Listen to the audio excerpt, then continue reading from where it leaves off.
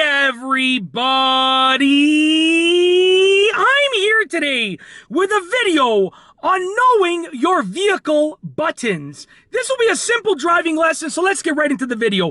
We're going to start off with the left side of this car and work our way towards the middle, okay? Now, everything on the right side is also going to be pretty much identical to the left side. So we're going to start off with the left side, okay? First and foremost, you have your lock and unlock button. These lock and unlock the doors.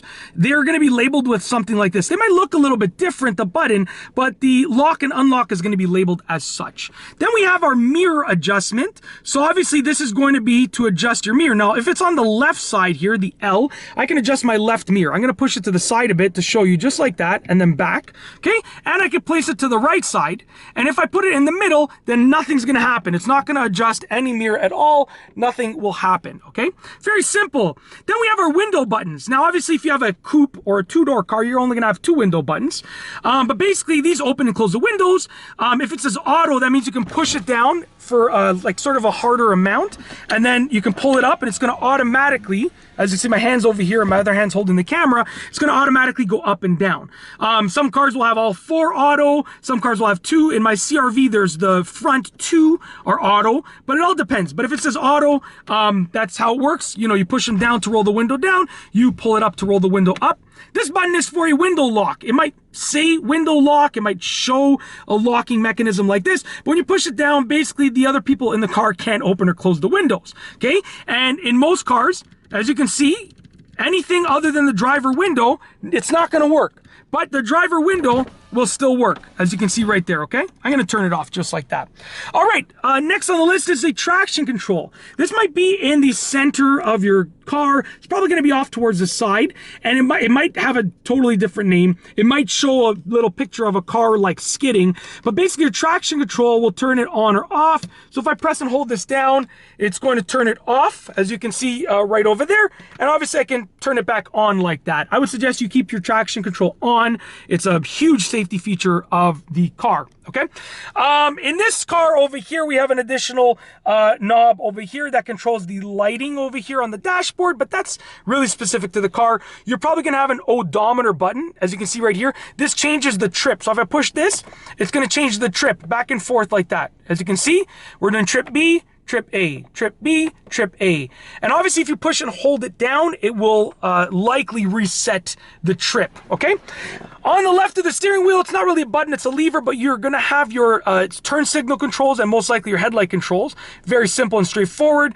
I'm not gonna explain them because they're levers, they're not buttons. On the right, you're probably gonna have your windshield wiper controls. On the steering wheel, you're probably gonna have some buttons. On this one, we have our in-car entertainment controls right here. So you can control your Bluetooth, your radio mode, your volume, your channel. You can speak to the car to tell it what you want it to do. And then we have our cruise control buttons over here. Now this will, if I turn my cruise control system on, it's going to turn the whole system on, okay?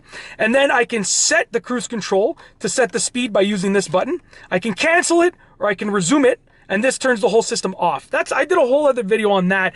I'm not going to go over it because it's going to be different in every car, to be honest with you. But for the most part, you know, if you want to turn your cruise control on, you push on and then you set it like that, okay? And then you can cancel it, resume, or turn the whole thing off. Moving towards the center of the dash over here, the center console. Right here, you have your hazard lights. You push that down, it turns both of the signals on, signaling that there's a hazard. Push it again to turn it off. In most cars, it's located somewhere over there, so that's easy to access. These are just little buttons for the time, for the clock. That's very specific to this car. Then you have your whole in-car entertainment over here. Now, this is a 2010, I believe. Yeah, 2010 Mazda 3. So this doesn't have like an infotainment screen or anything like that. It's a bit of an older car. It's like more than 10 years old at the time of making this video.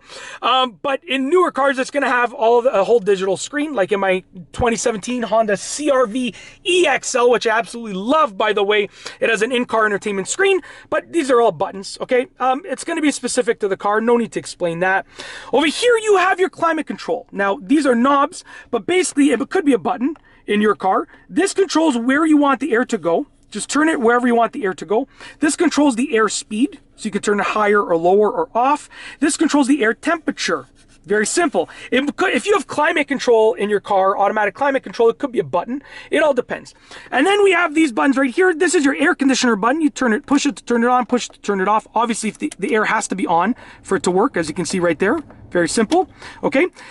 This one, which many people don't know about, believe it or not, this button over here is for circulation of the in-car air, I like to call it. If it's off, then that means your car is drawing air from the outside. If it's on, it means your car is just circulating the air inside. It all depends on what you want to do with the air. That, you know, is going to determine whether or not you need it on or off, but keep that in mind. And then this right here is your rear defroster. If I push this, it's going to defrost the rear view windshield over there. And I can also turn it off just like that. Very simple and straightforward, just to show you what that looks like. It's a square icon, as you can see right there, and that's like a defrost symbol. And if you want to defrost your front windshield, you want to switch it to that mode right there. Some cars with climate control will have a separate button for the front defrost as well. But the front defrost looks like that shape right there. It's more of an open, I don't remember the name of that shape, but it's that shape right there, whereas the rear defrost is just a sort of regular rectangle. That's it. If you like this video, please be sure to give it a thumbs up. Let me know what you think down below as a comment. And of course, be sure to subscribe for more great videos just like this one. And that's all I have for you today. Thanks for watching.